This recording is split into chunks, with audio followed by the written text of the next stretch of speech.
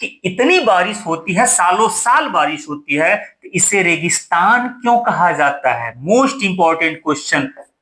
बहुत सारे लोगों ने अलर्ट किया था कि पहाड़ों से छेड़छाड़ नहीं करना, और यही रीजन है कि चेरापूंजी में आज के दिन बारिश अब पहले से कम हो गई है। दुनिया में सबसे ज्यादा बारिश वाले अगर देशों की बात करेंगे उसमें भारत एक है, लेकिन दुनिया में सबसे ज्यादा बारिश वाले पर्टिकुलर किसी एक जगह की बात करें तो भारत में ही है। और आप समझ गए होंगे मैं किसकी बात कर रहा हूं। दुनिया में सबसे ज्यादा बारिश होने का रिकॉर्ड अगर किसी के पास था एक लंबे समय तक तो चेरापूंजी, लेकिन कुछ सालों से वो रिकॉर्ड किसके पास हो गया है? मौसिन नाम के पास है, और यही खतरे की घंटी है। अगर डेटा पे नजर डालें तो भारत में औसतन सालाना जो बारिश होती है वो 1150 एमएम से 1200 एमएम तक की बारिश होती है। लेकिन दुनिया में सबसे ज्यादा बारिश किस देश में होती है? तो वो देश है कोलंबिया। कोलंबिया में सबसे ज्यादा बारिश होती है, 3240 एमएम की बारिश होती है औसतन सालाना। लेकिन मौसिन राम की बात करें तो मौसिन राम में 11,872 एमएम की बारिश होती है। अब जरा कंपेयर करके देख लीजिएगा, इंडिया में जो औसतन बारिश होती है उससे लगभग 10 गुना ज्यादा बारिश होती है मौसिन राम में, और दुनिया में सबसे ज्यादा बारिश कोलंबिया में होती है। कोलंबिया से भी अगर कंपेयर करें तो लगभग 3.5 से 4 गुना ज्यादा बारिश होती है। कुछ साल पहले तक यह जो खिताब था, ये जो रिकॉर्ड था, वो चेरापूंजी के नाम था। तो ऐसा नहीं है कि मौसिन राम में बारिश ज्यादा होने लगी ना, मौसिन राम में तो जितनी होती थी उतनी ही हो रही है। चेरापूंजी में बारिश कम हो गई। पहले चेरापूंजी में रिकॉर्ड जो होता था लगभग 12,000 एमएम के आसपास होता था, लेकिन आज वो घट करके 10 या 10,500 के आसपास का रह गया। यही खतरे की घंटी है। तो आज मैं 3 पॉइंट पे आपसे बात करूंगा। पहला पॉइंट यह है कि इंडिया में अगर इतनी बारिश होती है तो ये मेघालय के ही हिस्से में सबसे ज्यादा बारिश क्यों होती है? इंडिया तो इतना बड़ा है। दूसरा पॉइंट कि अगर मेघालय में होती है बारिश तो मेघालय के पर्टिकुलर 2 गांव चेरापूंजी और मौसिन राम में ही क्यों होती है सबसे ज्यादा बारिश? और तीसरा पॉइंट आज का यह है, सबसे इंपॉर्टेंट पॉइंट यह है कि इतनी बारिश होती है, सालों साल बारिश होती है, तो इसे रेगिस्तान क्यों कहा जाता है? Most important question. वीडियो पूरा देखिएगा, बात अगर समझनी है तो पूरी सुननी पड़ेगी। ठीक। दरअसल ये जो मेघालय है, अगर हिंदी में इसके अर्थ की बात करें तो मेघालय, मेघधन आलय, मतलब बादलों का घर। नाम से ही क्लियर है, बादलों का घर। पहली बार मेघालय को दुनिया के पटल पर अगर किसी ने लाया तो ब्रिटिशर्स, अंग्रेजों ने सबसे पहले लाया। इस खासी पहाड़ी को उन्होंने अपना हेडक्वार्टर बनाया और दुनिया के पटल पर ला दिया। उन्होंने इसे नाम दिया स्कॉटलैंड ऑफ ईस्ट। सबसे पहले उन लोगों ने ही यहां पर सबसे ज्यादा बारिश होने का रिकॉर्ड दर्ज किया और गिनीज बुक ऑफ रिकॉर्ड में दर्ज भी कराया। यहीं पर शिलोंग है, राजधानी शिलोंग। यहां पर जो चेरापूंजी और मौसिन नामे 2 गांव हैं, वो आपस में उन दोनों के बीच की दूरी यूं तो 15 किलोमीटर है, लेकिन डायरेक्ट कोई रोड नहीं है। तो अगर बाई रोड जाएंगे दोनों के बीच की दूरी हो जाती है 81 किलोमीटर। शिलोंग से इसकी दूरी नियर अबाउट 54 किलोमीटर के आसपास है, और यहां अगर गुवाहाटी से इसकी दूरी की बात कर लीजिएगा तो गुवाहाटी से हो जाएगा 146 किलोमीटर के आसपास की इसकी दूरी है। खैर, अगर आप मेघालय घूमने जाते हैं, मौसिन नाम घूमने जाते हैं, तो वहां पर सालों साल बारिश होती है। जब आसमान बिल्कुल साफ होता है तब भी आपको बादल दिख जाएंगे। 5 मिनट बारिश रुकेगी, फिर बारिश, 10 मिनट आसमान साफ दिखेगा, फिर फौरन बारिश हो जाएगी। मतलब लगातार बारिश होती है। लेकिन अगर चेरापूंजी में बारिश कम हुई है, यही खतरे की घंटी है। क्योंकि जब हम बहुत ज्यादा मॉडर्न बनने की कोशिश करते हैं ना, खासतौर से पहाड़ों से, जो देश, जो एरियाज, जो स्टेट बिल्कुल कुदरत की गोद में बसे हुए हैं, वहां पर आपको अपने हिसाब से चलने की बिल्कुल इजाजत नहीं है।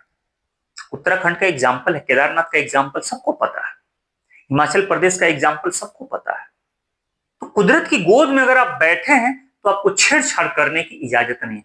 मैदानी हिस्से वाले हैं, अपने मर्जी से कुछ भी करते हैं, बड़ी बड़ी बिल्डिंगें बना लेते हैं, लेकिन पहाड़ों की गोद में जब आप बैठ करके कुछ छेड़छाड़ करेंगे तो परेशानियां तो बढ़ेंगी। खैर, आइए मैं बता दूं कि यहां पर सबसे ज्यादा बारिश क्यों होती है और उसके बाद भी उसे रेगिस्तान क्यों कहा जाता है। देखिए, अगर बारिश की बात करें तो ये जो पृथ्वी है ना, पृथ्वी, ये बीच में भूमध्य रेखा इक्वेटर है। इक्वेटर पे सबसे ज्यादा गर्मी होती है, और जब सबसे ज्यादा गर्मी होती है तो यहाँ की हवाएं जो है वो गर्म होकर के ऊपर उठती हैं। गर्म होकर के जब ऊपर उठती हैं तो सीधी सी बात है, ये कुछ हवाएं इधर बटेंगी और कुछ हवाएं इधर बटेंगी। लेकिन यहाँ पर मार्च के महीने में सूर्य होता है। अब मार्च के महीने के बाद से अप्रैल, मई, जून, जुलाई ये कर्क रेखा की तरफ मूव करते हुए आगे बढ़ता है। तो जैसे जैसे सूर्य इधर बढ़ेगा उसी तरीके से हवाओं का जो गर्म होना वो ऐसे ऐसे इधर बढ़ता चला गया। एकदम आम भाषा में समझा रहा हूं। अगर सूर्य यहां है तो ये हिस्सा सबसे ज्यादा गर्म, सूर्य यहां आया तो ये हिस्सा गर्म, यहां आया तो ये हिस्सा गर्म, यहां आया ये हिस्सा गर्म, यानी कि 21 जून को वो सूर्य जो है वो कर्क रेखा पर यहां होता है। तो जैसे जैसे सूर्य इधर बढ़ता है हवाओं का रुख जो है वो इधर बढ़ता है। लेकिन याद रखिएगा, अब हवाएं इस दिशा में तो चल रही हैं, ये उत्तर दिशा में तो चल रही हैं, लेकिन अब चूंकि पृथ्वी पश्चिम से पूर्व की तरफ भी मूव करती रहती है, तो पृथ्वी जब पश्चिम से पूर्व की तरफ मूव करती है तो हवाएं जो है इसके गति के हिसाब से भी मूव करने लगती हैं। तो ये सीधे उत्तर न जाकर के इनका रुख जो होता है वो हल्का सा पूरब की तरफ हो जाता है, यानी कि हवाएं जो चलनी थी एकदम उत्तर की तरफ वो एकदम उत्तर ना चल करके वो ऐसे चलने लगती है। ठीक बात समझ में आ गई ना। अब ये हवाएं इस डायरेक्शन में अगर देखेंगे तो आ किधर से रही हैं, तो आ रही हैं इस डायरेक्शन से, इस डायरेक्शन से आ रही हैं। अब यहाँ पे देख लीजिएगा, अब ये इस डायरेक्शन से हवाएं आती हैं और ये हिंद महासागर से जल वाष्प लेकर के आगे बढ़ रही होती है। जब आगे बढ़ रही होती हैं तो आपको पता है कि 1 जून को यहीं पर मालाबार के तट पर, केरल के मालाबार के तट पर टकराती हैं और यहीं पर पहली बारिश होती है। तो कहा जाता है कि मानसून पहली बार कहाँ आता है, तो केरल के मालाबार तट पर, और 1 जून को यहाँ बारिश होती है। अगर आप उत्तर प्रदेश, बिहार वगैरह से होंगे तो आप जानते होंगे कि यहाँ 15 जून को मानसून आता है। तो कैसे आता है अब देखिएगा, और सबसे ज्यादा बारिश मेघालय में क्यों होती है। यहां से जब मानसून आता है हवाएं आती हैं तो यहां टकराती हैं तो 2 भागों में बट जाती है। अब देखिएगा 2 भागों में यहां से टकराई तो एक तो ये पश्चिमी घाट पर्वत जिसको वेस्टर्न हिल्स कहते हैं, यहां पे टकरा के इन्होंने बारिश कर दी, यहां से कर दी। ये आगे तो नहीं बढ़ी लेकिन आधी हवाएं अभी भी आगे बढ़ रही है। ये देखिएगा अभी भी हवाएं आगे बढ़ रही हैं। अब आगे बढ़ रही हैं तो यहां से जितना पानी लिया था, जितना जल वाष्प लिया था वो तो लिया ही था। अब यहां बंगाल की खाड़ी लगभग 1000 किलोमीटर से ज्यादा की दूरी अभी भी तय करनी बाकी है और बंगाल की खाड़ी से भी जलवाष्प एक्स्ट्रा ले लिया, यानी कि यहां जितना लिया था इससे ज्यादा अब ये लेंगे कि हवाएं की नहीं लेंगे, यानी कि जितनी बारिश यहां हुई इससे ज्यादा अब ये करेगी कि नहीं करेगी, इसकी कैपेसिटी इससे ज्यादा हो गई। एक बात, अब यहां जाके टकराएंगे ये वाला हिस्सा। अब ये वाले हिस्से को थोड़ा अब ऐसे देख लीजिएगा, ये हिस्सा देखिएगा, ये हिमालय रेंज है और हिमालय रेंज से जब ये ऐसे टर्न करेंगे, ऐसे टर्न के यहाँ पे पटकाई, बूम, नागा, मिजो की ऐसे एक छोटी छोटी छोटी छोटी पहाड़ियां हैं, एक ऐसे पहाड़ी है। यहाँ पर असम में रेगमा और मिकिर नामक 2 पहाड़ियां हैं, यहाँ पर भी हैं। और ये मेघालय को मैंने बताया गारो, खासी, जयंतिया ऐसे पहाड़ियां। अब इनकी बनावट ऐसी है कि यहां से जो मानसूनी हवाएं जब आ रही हैं अपने साथ जल वाष्प लेकर के, तो ये बांग्लादेश का हिस्सा क्रॉस करेगी। जब यहां टकराती हैं तो टकराने के बाद यहीं घिर जाती है। देखिए ये ऐसे, इसकी बनावट ऐसे है कि यहीं पर घिर जाती है। अब देखिए जो हवाएं इस छोटी सी पहाड़ी को क्रॉस करके इधर गई, अब इधर जाने के बाद से ये ट्रेंगल इसमें फंस जाती है, ये हवाएं फंस जाती हैं। तो अब घूम घूम के सारा पानी जब तक यहीं गिर नहीं जाता है तब तक वो बाहर निकल ही नहीं पाती है। अच्छा, निकलेंगे भी कैसे? वो जाहिर सी बात है छोटी छोटी पहाड़ियों क्रॉस तो कर ही सकती हैं, लेकिन याद रखिएगा जब भी हवाएं जब ऊपर जाती हैं तो ऊपर जाके बादल का रूप ले लेती हैं। मैं कई वीडियो में बता चुका हूं कि बादल कैसे बनते हैं। जब ऊपर जाती हैं तो बादल बनती है। अच्छा, अब बादल बनने के साथ याद रखिएगा जब किसी पहाड़ी से टकराएंगी या कोई बादल है वो पहाड़ी से टकराएगा तो बहुत तेजी से ऐसे ऊपर जाएगा, और जितनी तेजी से ऊपर जाएगा उसमें आइस क्रिस्टल उतनी ही तेजी से बनेंगे और वो जो आकार है और बड़े होते चले जाएंगे, क्योंकि ऊपर का जो टेम्परेचर होता है वो नीचे के टेम्परेचर से कम होता है। पर 1 किलोमीटर ऊपर जाने पर लगभग 6 डिग्री सेल्सियस से ज्यादा का टेम्परेचर डाउन होने लगता है। तो इसीलिए पहाड़ियों से जब जब टकराएंगी तब तक ऊपर जाएंगी, और जब ऊपर जाएंगी तो फौरन वहीं पर बारिश होगी। इसीलिए घूम घूम के यही सारी बारिश हो जाती है। अच्छा, अब आप कहेंगे कि फिर पर्टिकुलर चेरापूंजी और मौसिन राम में ही क्यों? उसका भी एक रीजन है। देखिए चेरापूंजी और मौसिन राम वो एक गांव है और इस तरीके की पहाड़ियों के बीच में बने हुए।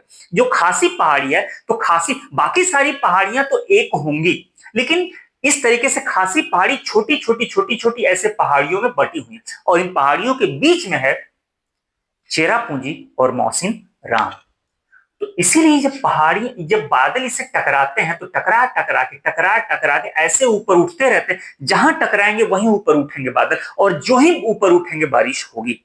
तो चेरापूंजी और मौसिन राम के इर्द गिर्द पहाड़ियों की बनावट ऐसी लाजवाब है कि वहीं पर बारिश होती है। तो सबसे ज्यादा बारिश होने के पीछे यही रीजन है कि वो पहाड़ियों से घिरा हुआ है। और दुनिया में बहुत सारे ऐसे गांव, बहुत सारे ऐसे देश, बहुत सारे छोटे से कस्बे ऐसे होंगे जो पहाड़ियों से घिरे होंगे, लेकिन पहाड़ियों की बनावट और पहाड़ियों से जो घिरे होने का जो तरीका है वो यहाँ पर यूनिक है, लाजवाब है। इसीलिए यहाँ पर दुनिया की सबसे ज्यादा बारिश होती है। लेकिन मैं दूसरा पॉइंट जो कहा था कि आज के डेट में चेरापूंजी में बारिश अब कम दर्ज की जा रही है, मौसिन नाम में ज्यादा। चूंकि चेरापूंजी जब तक रिकॉर्ड में था सबसे ज्यादा बारिश वाला, टूरिस्ट वहां खूब पहुंचते थे। इतने टूरिस्ट गए कि फिर टूरिस्ट प्लेस बन गया। और जितना जब जब टूरिस्ट प्लेस बनेगा वहां डेवलपमेंट का काम होगा। याद कीजिएगा आज से कुछ साल पहले केदारनाथ की घटना, बहुत सारे लोगों ने अलर्ट किया था कि पहाड़ों से छेड़छाड़ नहीं करना, वहां पिकनिक स्पॉट नहीं बनाना। और यही रीजन है कि चेरापूंजी में आज के बारिश अब पहले से कम हो गई है, और अभी भी नहीं चेते तो फिर आने वाले टाइम में बारिश और कम होगी, और फिर पहाड़ों पे जब ये घटनाएं होंगी तो पहाड़ अपना करतब दिखाएगा। तीसरा पॉइंट मैंने कहा था कि इसे रेगिस्तान क्यों कहा जाता है, उसके पीछे रीजन है। इसे वेटेस्ट रेगिस्तान कहा जाता है। वेटेस्ट रेगिस्तान याद रखिएगा, गीला रेगिस्तान। सालों साल बारिश होती है, दुनिया की सबसे ज्यादा बारिश होती है, लेकिन इसकी बनावट ऐसी है, यहाँ जो पानी गिरता है वो पानी यहाँ रुकता ही नहीं है, वो पानी सीधे ढल करके सीधे चला जाता है बांग्लादेश। ये तो पहाड़ी पर है और बांग्लादेश नीचे है, यहाँ पानी रुकता ही नहीं है, सारा पानी चला जाता है बांग्लादेश। और बांग्लादेश को इसीलिए नदियों का देश कहा जाता है। बांग्लादेश में इतना पानी कि बांग्लादेश मतलब कि उन पानी का यूज करके धन्य है बांग्लादेश। लेकिन यहाँ पर बारिश हो रही है लेकिन पानी स्टोर हो ही नहीं पा रहा है, पहाड़ों पर है, गड्ढा खोद नहीं सकते, बहुत मुश्किल से। आज भी वहां के लोग, जो सप्लाई लाइन बिछाई गई है पानी पीने की, उसी पे बहुत सारे लोग डिपेंड है। पानी भरने के लिए लोगों को कई कई किलोमीटर तक जाना पड़ता है, तब जाकर पानी नसीब होता है। दूर से देखने पे सब कुछ अच्छा लगता है, लेकिन कभी मेघालय के लोगों की जिंदगी को महसूस करने की कोशिश कीजिएगा, तब लगेगा कि हाँ, मेघालय की जिंदगी कैसी है। उम्मीद करता हूं कि आपको बात समझ में आई होगी कि उसे रेगिस्तान क्यों कहते हैं, उसे गीला रेगिस्तान क्यों कहते हैं। अगर वीडियो अच्छा लगा हो तो प्लीज कमेंट करके जरूर बताइएगा। और मेघालय के बारे में आप क्या जानते हैं, मेघालय की जिंदगी को सही करने के लिए। अच्छा, वहां पर चेरापूंजी में बारिश कम हुई है, पिकनिक स्पॉट की वजह से कम हुई है, या फिर कोई और रीजन है, ये आप कमेंट करके जरूर बताइएगा। आप में से कितने लोग चेरापूंजी और मौसिन नाम घूमने गए हैं? क्या मौसिन नाम की कंडीशन को, मौसिन नाम की बारिश को आपने खुद महसूस किया है? आप गए घूमने? तो कमेंट करके प्लीज मेरे साथ शेयर कीजिएगा। मिलते हैं समझदार टॉपिक के साथ, तब तक आप अपना ख्याल रखिए।